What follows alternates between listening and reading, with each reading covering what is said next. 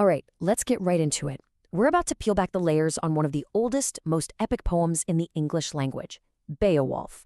And trust me, it's so much more than just a story about a hero fighting monsters. And that's really the big question we're tackling here. What if those terrifying creatures, like Grendel and the dragon, were actually just a reflection, a mirror of the very real fears and anxieties of the people who first told this incredible story? So, to get to the bottom of that, let's start with what most of us already know, the classic tale of heroes and monsters. And once we've got that straight, we're going to start digging a whole lot deeper. For, centuries, this has been the standard take on Beowulf. It's this straightforward, action-packed story about a great warrior, his loyalty to his king, and of course, his legendary battles against some pretty nasty creatures.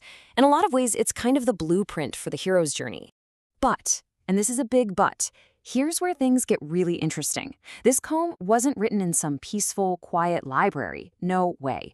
It was born out of a seriously chaotic time in early medieval England. We're talking constant political instability, the ever-present threat of Viking raids, and a huge cultural shift from old pagan beliefs to Christianity.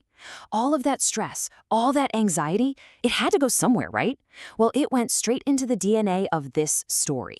So to really get how all that turmoil shaped the poem, we need a different way to look at it. We need a new kind of analytical lens, one that's going to let us see the story in a completely new light. And here's our tool. We're calling it the ARTESEROSTEK lens.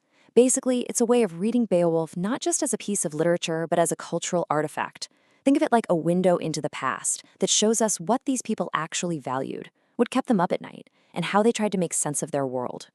This quote right here gets at a really cool idea, that the manuscript is a palimpsest. Now, a palimpsest is an old document where new stuff was written over the old, but you can still see traces of what was there before.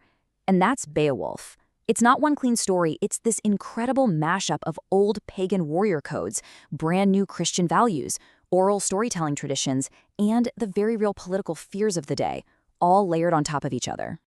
And what's absolutely wild is that all these cultural layers, this entire complex history, it all survived in just one single manuscript. It's called the Noel Codex, and it dates to around the year 1000. It's just a stark reminder of how fragile history is, and how unbelievably lucky we are to have this one single window into the Anglo-Saxon world. Okay, so now that we have our lens, let's put it to work. And we're going to start with the most famous part of the poem, the monsters. Because once you look at them this way, Grendel and his mom and the dragon, they stop being just bad guys. They morph into these powerful symbols. They become mirrors, reflecting the real-world anxieties of the society that dreamed them up in the first place. And you can see exactly what they represent. The constant chaos from Grendel's attacks on the meat hall, that's the paralyzing fear of your whole social order collapsing, something people living through Viking raids would have known all too well.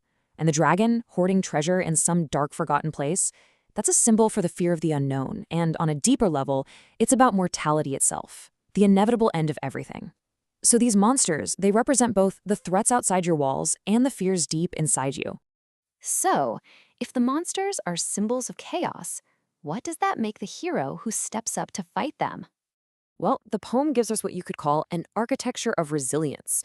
It's not just about a strong guy with a sword. It's a blueprint for how to endure. It's a guide for how people, both as individuals and as a whole community, can face these huge challenges, external and internal, and find the strength to carry on. So, this totally redefines how we see Beowulf himself. We move past the idea of him being some perfect, two-dimensional hero. Instead, he becomes much more human, much more complex. He's not just fighting creatures anymore, he's confronting these symbolic representations of real-world problems. Suddenly, his struggle feels a lot like our struggle. And his life plays out in a way that feels incredibly universal. It all starts with a young, ambitious warrior, right? Seeking fame and glory. But then comes the second act. He's an aging king, and he has to face loss and his own mortality when he fights the dragon. And then, finally, in the end, his story itself becomes his legacy. It becomes a source of inspiration for everyone else on how to live a courageous life. It's a journey we can all recognize. Now, a structure and themes this powerful, they don't just fade away after the 10th century. Oh no, they echo down through the ages. In fact, Beowulf pretty much became a foundational text. It was a cultural touchstone that would directly inspire one of the most popular genres of our own time, modern fantasy. And there is no clearer example of this than J.R.R. Tolkien. He was actually a scholar of Old English, and he pulled so much from Beowulf. That treasure-hoarding dragon? Well, that's your Smaug in The Hobbit. The poem's intense focus on warrior codes, on loyalty. You can see that all over the writers of Rohan. Even Tolkien's incredible descriptive writing style was inspired by Old English poetry. The themes of heroism, loss, and mortality, that's the very heart and soul of The Lord of the Rings. And that brings us right to the core of it all. The reason Beowulf is still with us, still so powerful, is because while its monsters might be mythical, the problems they stand for, social chaos, fear, mortality, are absolutely real. They are timeless human challenges that every single generation has to face. So that leaves us with a final thought to chew on.